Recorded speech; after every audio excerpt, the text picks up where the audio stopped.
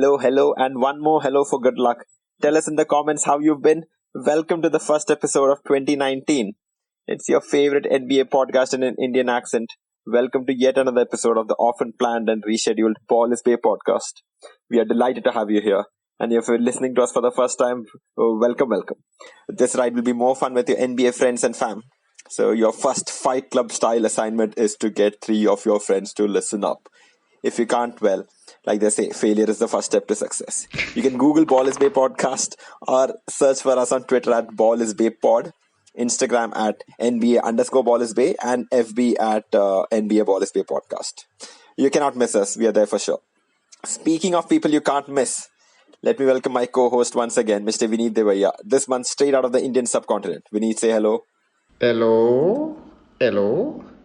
I'm trying to get my Indian accent.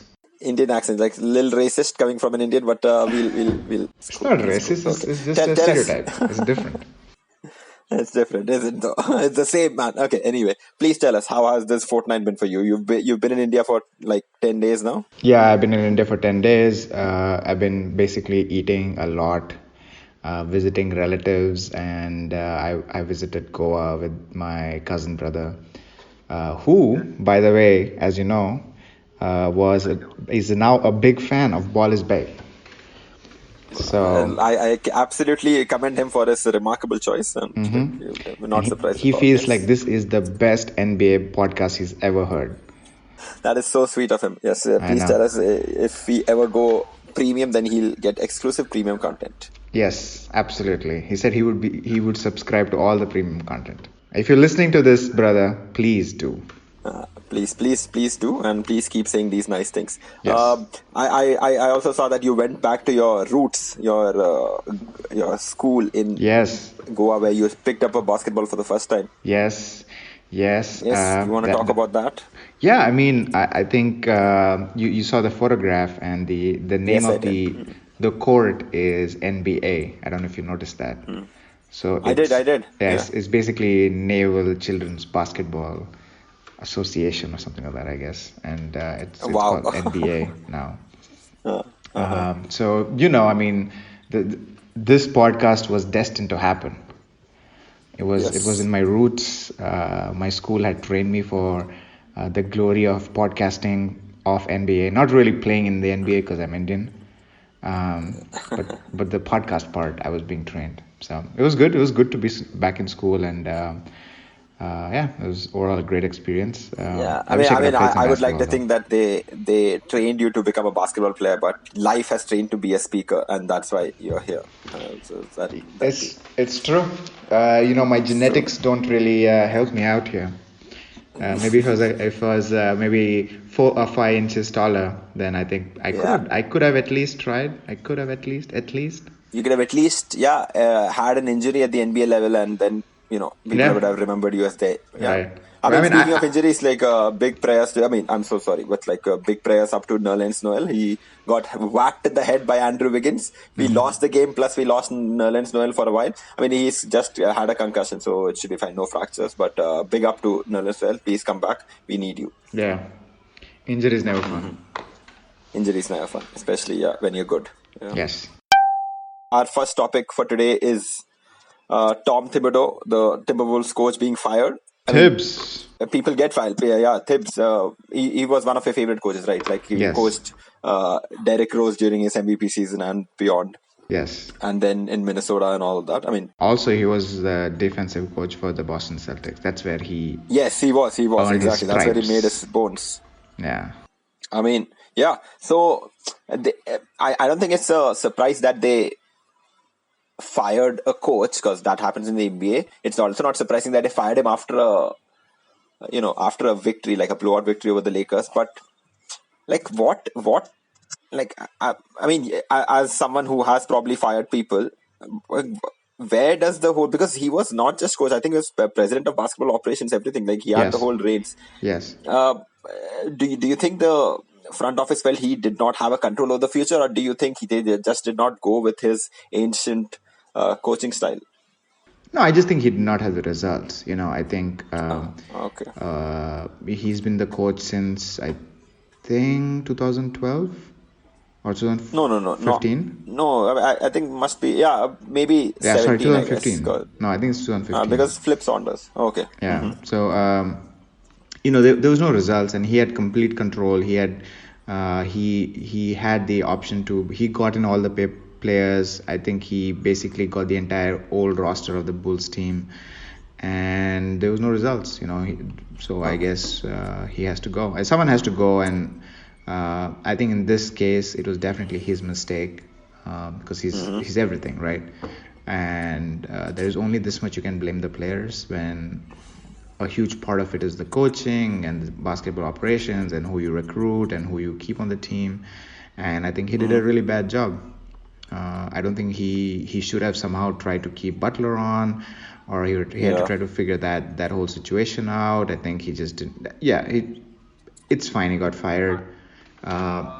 Would you say that he lost control of his players, maybe? See, I don't think there are too many coaches other than maybe Popovich, maybe only Popovich, that actually has a control over players. You just figure out what you want to do, and then you tell the player, and the player does it or he doesn't do it. Because players have, in today's basketball, players have a lot of options, especially the good ones. And the good ones are the ones that win you basketball games. So even a guy like Popovich could not keep Kawhi Leonard on the Spurs. Imagine that. So it's, I think the idea that coaches can really retain players is over. It's more, can they create a system with what they have, and keep everybody happy. So that's I think the more important part, because even if you look at the successful teams, like I think Golden State Warriors are kind of probably losing Kevin Durant next year. And I don't think Steve Kerr can do anything about it. So it's just the way I think the NBA is right now. What do you think? What do you think? I mean, I completely agree with the fact that right now players have a lot more options, and you really can't expect players to play for you if, I mean, first of all, if you're not winning. So then the blame first falls on the players. Then if the players are all united and saying like, no, we don't want to have the blame on us, it's probably something to do with the coaching. Then you pass on the blame to the coach. Yeah. And like you said, if you don't keep your good players, they might just do a Kevin Durant and move to Golden State. Yep. I mean, no, that's what it was. And then you'll be that's a little jab. But like what I'm saying, what they lack, which is victory and rings, if you don't give them enough attention and if you keep them on a team which has no chance of competing in the playoffs, I mean, the Timberwolves right now 11th in the West, 2021 less than, not even at the 500 mark. Yeah, it's not really it's not a place where brooding talent will develop. I mean, they have some amazing players. Wiggins, the usual thunder killer, I think he beat them again yesterday, and he had an amazing game, like a 40-point game. He was Jordan-esque in the fourth quarter. He could not miss. He could not do anything wrong. And Cat, though, I mean, we've been waiting for him to develop into a solid, top 5 player once, all the older players retire. There's no way that they were gonna trade the players to keep the coach happy. Makes sense. I mean, Top Thibodeau, I'm not a good assessor of coach unless they are like really good or really bad. And Top Thibodeau was probably somewhere in the middle, and I don't know, it was probably the right decision. But do you think that you could come up with a replacement for him? Yeah, I mean, there are some good coaches, I guess, but I think this year is over for the Minnesota Timberwolves. The West is loaded. I mean, I think it's so difficult in the West that if you have a subpar team, because if you look at their record, they are in a very tough division, and conference. Yeah, and conference, and they're still doing okay. Like if this same team would have been in the Eastern Conference, I think they would be in the playoff run. So that's number one. It's just if you're in the Western Conference and you're not really the best of the best, then you're probably not gonna do well. So I really don't know who is gonna replace Thibodeau. And whoever comes in, I think is going to have a very, very difficult task. The team is not really good. They have some good players, but I don't think it's a good team. So we'll see. I don't have too many opinions about it. It's over. I mean, I think for the Timberwolves, they have to just look forward to next year. An interesting stat I saw, I mean, it's not a stat, it's an interesting thing I saw was, I don't know if you remember, I told you that, I cannot put Russell Westbrook in the All-Star team, even though I voted for him, hashtag Thunder Up, hashtag Westbrook, was because the Thunder's record I felt was little inflated because, they were facing a lot of bad teams, a lot of teams without, below 500, a lot of non-playoff teams. I think it was a couple of episodes ago that I talked about it. So now there has been this report released in which the strength of the schedules has been matched, and now OKC has by far the toughest schedule to handle from today on till the last day of the regular season. OKC has the toughest schedule and Toronto has the easiest schedule. I mean, I think it's comparatively, but whatever it is, maybe it takes into account, how many playoff teams you're facing, how many back-to-backs you have, how many away games, what of that. So now we will really see what OKC is made of. I mean, the results for the past two games have also not been that great. In the clutch, we've been getting out-rebounded, outscored, out-thought, and these are problems that have happened far too long now. Let's see if they create some sort of a difference. Right. I mean, no one really cares except you. About So let's not talk about OKC. I mean, we know what. I mean, I think it would be very interesting if OKC actually makes the playoffs. I completely agree. I mean, I think they'll make the playoff. What I'm trying to say is, based on the difficulty of this schedule, if they manage to keep their current rating, as in which is third in the West, I think it'll be mind blowing. Yes, I don't think that'll happen. I think they might slip to number 4 or number 5, but if they don't go any further than 4, I think that'll still be a decent accomplishment for a team which is still which is still in sort of a flux. Paul George has these patchy performances. I mean, he does. He seems like he can't miss anything one day, and then it seems like he can't be bothered to show up the next day. So we'll see about that. Again, thanks for just plugging in OKC as always. Our readers are really bored about, not readers, listeners. Our listeners are extremely interested because I keep tagging Thunder Up on all my podcasts. Okay, anyways. Okay, fine. Moving on. To the little more famous, the little more glitz and glamour filled Los Angeles Lakers. LeBron has been out for 7 games, and I think they've gone 2-5 in that stretch of time. Do you think? I mean, there are lots of conspiracy theories saying LeBron is not really injured, but he wants to, bump up the stock of some of these players so they can trade them away when they try to get AD next year.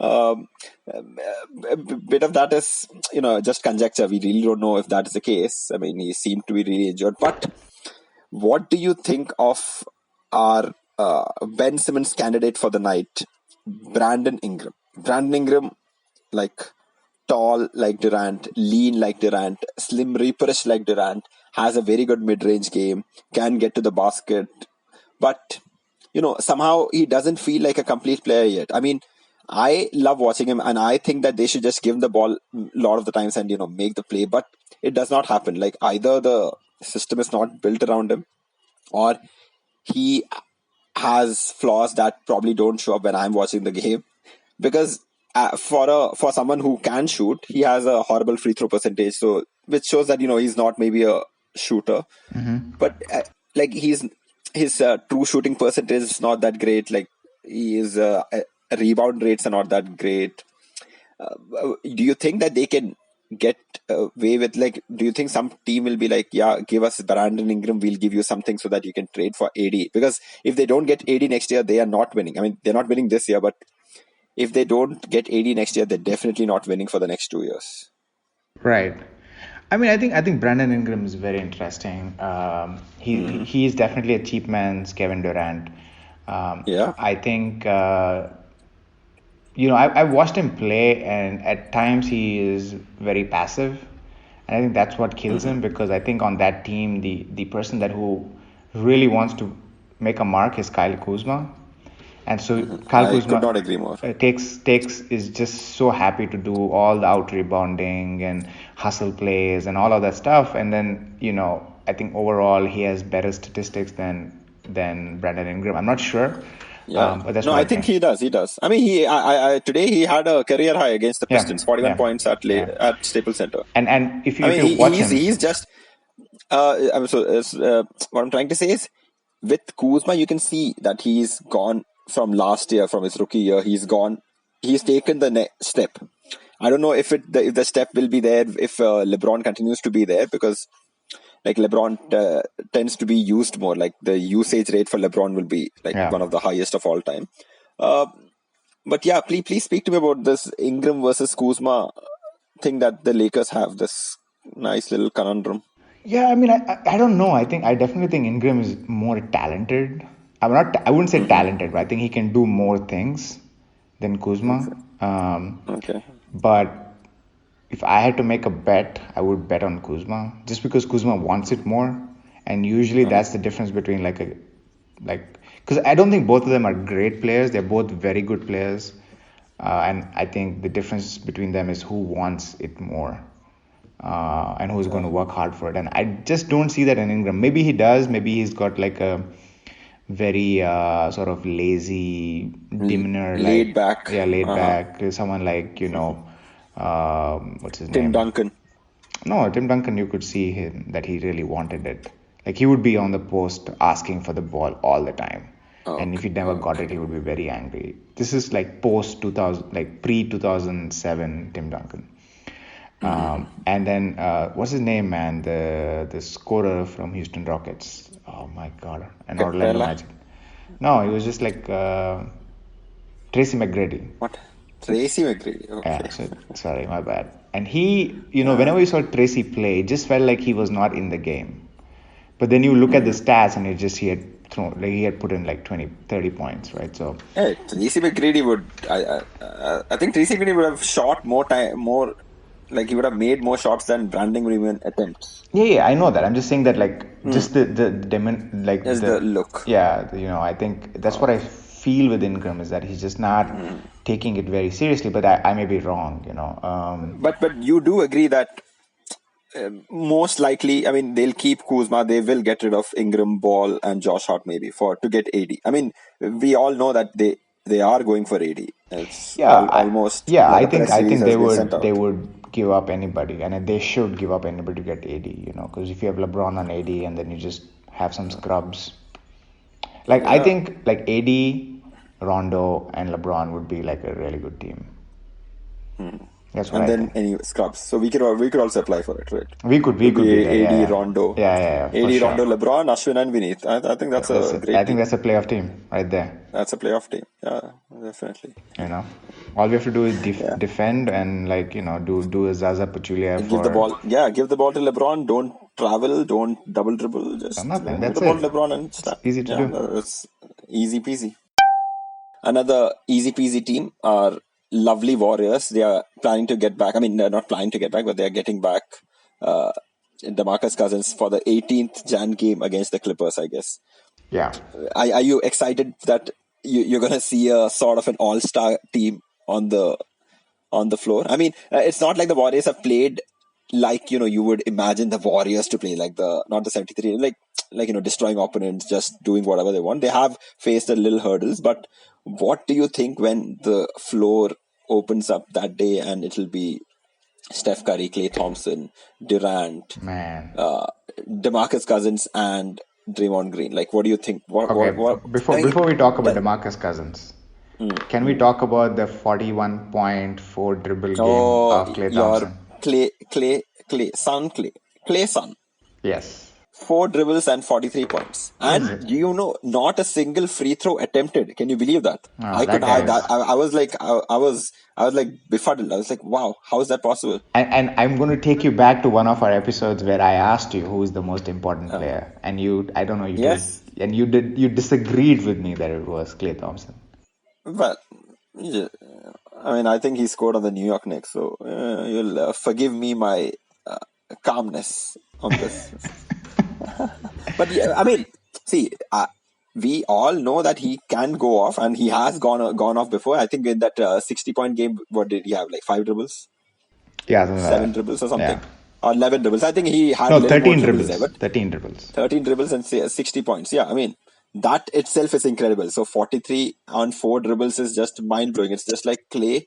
Or when hot, he can go off. Yeah, he can go off. I don't think we had a disagreement there. I just said that he's not the most important person on the. Well, I mean, I think the most important criterion for them winning championships, right? Because if you have three players who take up too much of your ball or they hog too much of the ball, then it's just going to be a bad team. So you need somebody who's able to score without having the ball with them too much. And I think Klay Completely, yeah. Thompson is the best in the NBA for that. And he's on the Warriors, so he actually makes the entire offense work. Like if you took out Klay Thompson and put Kyrie Irving, for example, right? It would not work. Yeah.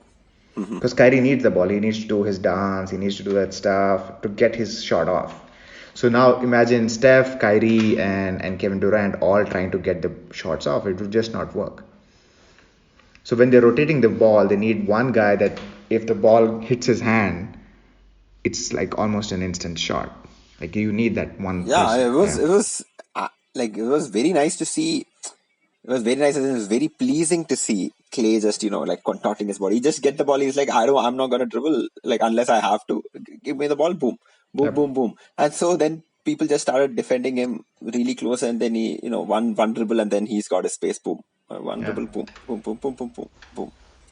Like Man, I wish I was Klay just Thompson. unbelievable. Like how much practice he must be doing to having perfected his shot. Like now he has that perfect release. It's a beautiful shot, and he can just get it anywhere. Like boom, boom, boom, boom. It's a treat to watch. It's absolutely beautiful to watch. Yeah. And I'm a little partial to left-hand shooters because I think it looks a little nicer. But Klay Thompson with that thing, bam, boom, boom, boom. I think too much love for Clay game right now. Oh yeah, absolutely. Let's move on. Let's move on. Honestly, with the DeMarcus thing, we all were waiting for it. We all know it's going to come. How it's going to play out is they're going to get stronger, and they're going to win it, which we already knew. So the whole NBA is a waste. Right. It's all right. It's all right. The podcast will go on regardless of what the NBA happens. Yes. But let me go on and predict that I think they're gonna lose that first game. I mean, they're eventually gonna win games, but I think that first game of theirs with DeMarcus Cousins back, I think they're gonna lose the game. I have a feeling. Who are they playing against? The first game? Clippers. I think home game against the Clippers. Yeah, that'll be tough. And on paper, I think it should be easy, but I think they'll lose. I think DJ at my Pandalas restarted his work. I once again hope a tree falls on that console. Moving on to better things. Your San Antonio Spurs have been killing it. Yes. Since the time you gave up hope on them, like 4 episodes ago, they have absolutely been killing it. They have I think they have the tied best record with the Rockets. I think it's very weirdly. I think it's not in the conference, but like I think since December they've had the best record in the NBA, tied with Brooklyn Nets and one more team. I think Toronto Raptors. Like let's ignore the Brooklyn Nets lightning strike. But what about the Spurs? What has turned on them? They've been amazing defensively. They're number one defensive team in that period. They're number one net differential team also. I mean, like, what is happening? Like, you think the Spurs are gone, and then again, like, they give you hope that they are gone, and then boom, back again. Yeah, back again at it with the winning games. Yes. I mean, I wouldn't be very enthusiastic about it because I saw a couple of games and they played well, but it's just. I wouldn't be too enthusiastic. They've been shooting really it. well, if that's. Yeah, helpful. I mean, I just don't think they have enough. I just don't think they have enough. They played most of the games at home, if I'm not wrong, and Spurs have generally been very, very good at home. So I wouldn't read in too much into the current sort of boom it has had. Because when you watch the games, you can see that they're winning because suddenly they're playing really well, but it's not. I don't think it's very sustainable at this point because they just don't have the players. They don't have the players to put up 120 points every single night. The good thing is that I think some of the other teams are kind of like really not playing that well. I think Portland has kind of fallen off. I think is actually coming up a little bit, but still, I just don't think that they have that firepower anymore. I don't think Jazz can break into the top 8 teams, as in they don't look like they can be in the playoffs this year. Yeah, and the I mean, Grizzlies I are. would not put them to, Yeah, the Grizzlies because defeated LeBron the is going to come Spurs back, so today. Lakers are going to go a little higher. Yeah. Yeah, I think Grizzlies defeated the Spurs today, but it was just because Spurs had a horrible shooting night. I think they shot like 35% or something overall. And so I think the Grizzlies also are kind of like losing games consistently now.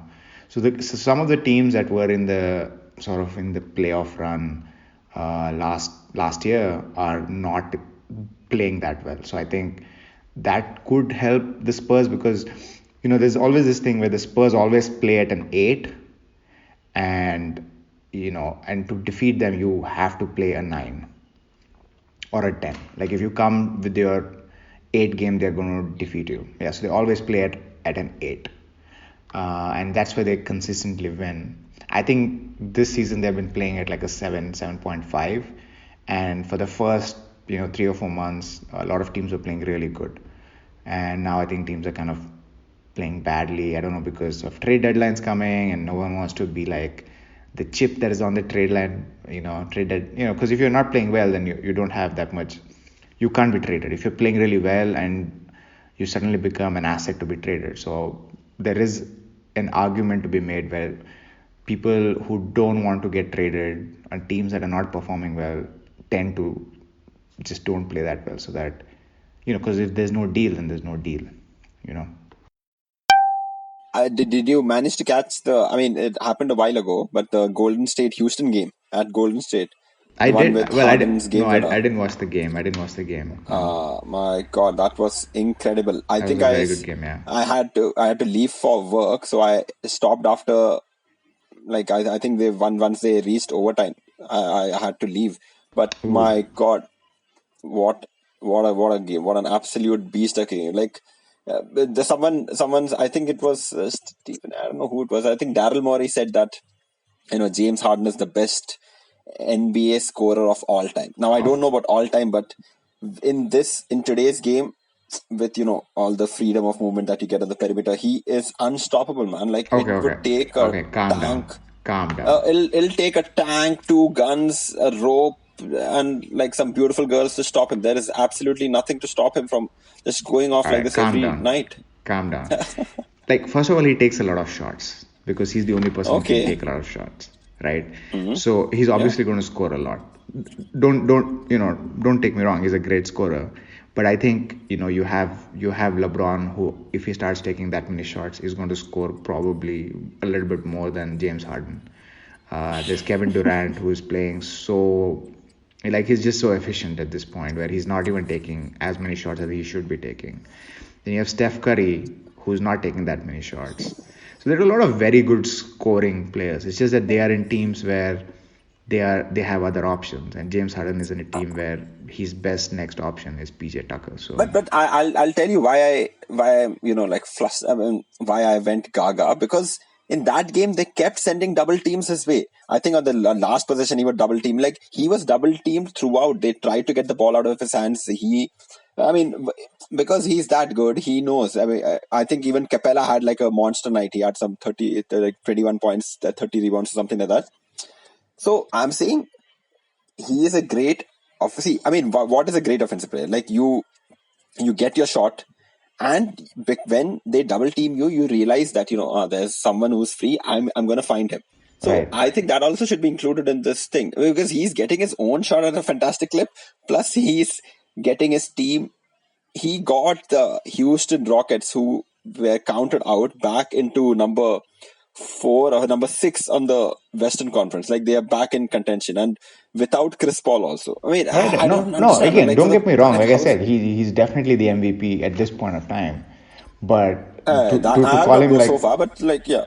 But to he call is him the best scoring player ever, or even in today's NBA, I think is a little stretch, because he's playing in a team where he is the only good scoring option, whereas the other really elite scorers are basically with other elite scorers. So they have to sacrifice rather than just put up points any way they want. But I it's mean, not just him putting points, right? What I was trying to, I mean, I like should be pretty obvious wasn't now. there like He's wasn't there a season where Kevin Durant like averaged 32 or 33 or something like that with Russell Westbrook on the team? So yeah, I'm sure yeah, so he I think was. if I think Kevin 30 Durant points. really wants, even if it decides, okay, I want to be the scoring champion for this year, he can do that even today.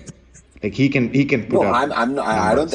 I'm not saying things contrary to that. What I'm saying is what has impressed me at least. I mean, Mm-hmm. you're in the realm of like realism and you're trying to bring context into it. What I'm trying to say is,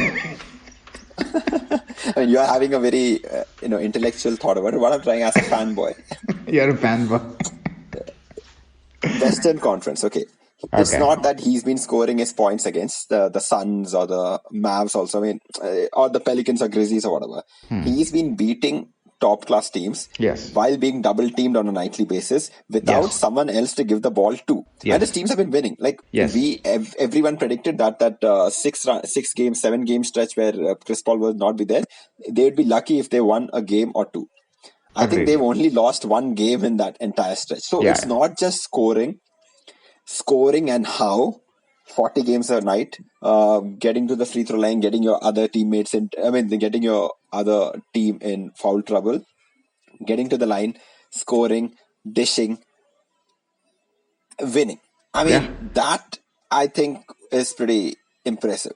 And I know that you're not saying it's not impressive. You're just giving examples of other people. What I'm saying is, if you live in the No, moment, then like I this is said, that's why I think absolutely he's number one candidate for MVP.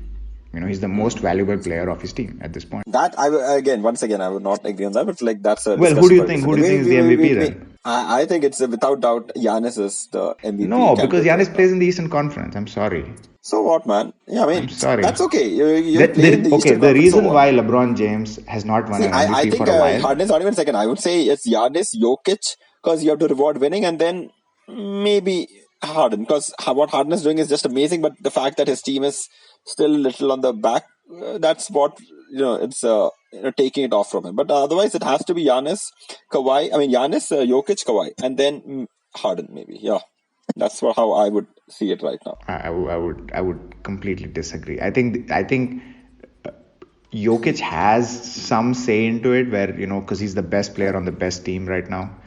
Yes. But like Jokic has a lot of support. He has a lot. His supporting cast is really, really good. He's got Paul It's Millsap. not really, really good. Like He's you got would Paul not. Millsap. Paul Millsap, come on, man. The Are only you reason you kidding know Paul me? Millsap is because Paul Millsap is Paul amazing. Millsap has not even. I don't think like you realize that he's not played that many games. He's been injured for a long while. He is playing now, but I don't think he's been playing that many games. Just check his stats, but Paul Millsap is one of my like Paul Millsap, Joe Johnson. These players, they are Joe so good Johnson. Did he just say offensively. Joe Johnson? What? No, man. Like the Nuggets team isn't built around Joe Johnson. Like if you No, said I know. Gary Harris or I am that just Jamal Murray, I'd saying. be like, okay, yeah, I'm makes just sense. saying that the supporting cast is really good, whereas the No, Harden I supporting think cast. Jokic is making them look good. Listen, Like what? That's what you I know think. who's in the starting five of Rockets? I think I do. It's Harden, PJ Tucker, Eric Gordon, Austin or Rivers. maybe Austin Rivers. Yeah. That's his starting But five. Austin Rivers, they're not give. He doesn't have to run the offense. He just has to be But you free, and understand then my Harden point. will His find him. supporting cast has Austin Rivers in it. That cannot be a good supporting cast. Okay, Austin Rivers. Yes, please listen up. So that's my point. Got My it. Got point it. is Got it. just like Yeah, he doesn't I have think I that. think one of these days we should have a discussion as to what the MVP thing is and like what really makes an MVP. I mean, Okay. what is an MVP? That's what we should try to So figure out LeBron has about. been robbed of many MVPs. Yeah, that I could not. I mean, just like Jordan was, they have this voter fatigue sort of thing. You should not. It should not be like a opinionated thing, man. You should not ask stupid ass beat reporters who the MVP is. I mean, that's an absolute travesty. Or else you should make their vote be public and show that this idiot voted for this person or something like that. I Like mean, there has to be some the fact accountability, that man. you You you can't. just see the player move, right? Like Cleveland was playing really well, then LeBron moved, he went to Miami. Miami won championships. Cleveland became last. Then he moved Became from lottery team. Miami back to Cleveland. Miami went last. Cleveland won a championship. Like, I mean, come Yeah. on. It's just he is the most valuable player. Absolutely, that's one of the rare things that we agree on, that LeBron has been robbed of at least 2 MVPs. At Like least he's 2 got MVPs, 4. yeah. I think he could have easily had 6 or 7 MVPs by now. Yeah, agreed. But yeah, I mean, but so could have Jordan. Jordan could have had like probably even more. No, Jordan got but 6, yeah, right? again, So that's pretty good. no, he doesn't have 6. He has 4 regular season MVPs. Okay, 6 finals MVPs. Yeah. Okay. I think that's all the time we have for today. Yeah. Is there something that you would like to tell our audience? Some collaboration news, or are we still waiting for a signing of deals? Yes, we have to sign. We have to sign the deal before we talk about it. Yes. Okay. Cool. Maybe next episode. Maybe the next episode would be the first episode of the next deal. time you'll hear it. Yeah, maybe next episode they'll have a different intro music. Then they'll be like, oh, whoa. I thought I was signing into the Ball is Bay podcast. What is this intro music? Special intro music. Oh, Good. It's going to be exciting. What happened then? Yeah, exactly. That is the middle name of this podcast. I mean, this podcast. All right, Vineet. Thank you so much for joining me again from Coorg. I'm sorry to take time away from your family and people and your pork and your dogs and mom. So please say hi to her and tell her to vote for the All-Star game. Yes, other people, please vote for the All-Star game, your starters. It's a tradition. We discussed the starters in the last pod, right? Yes, we did. I'm just telling people that the voting is still on, so please keep voting for your favorite. Everybody, please vote. Unless your favorite player is not Jokic, please vote for Jokic. Please vote for Jokic. I'm telling you, because he's really low on the votes. Man, this is the problem. Just because he's an immigrant, they don't like him. #immigrants. They're building walls. Okay then. All right, Vinny. Thank you so much. All right, dude. Take care. We will talk next time. Okay, Cheers, bye-bye. audience. Bye-bye.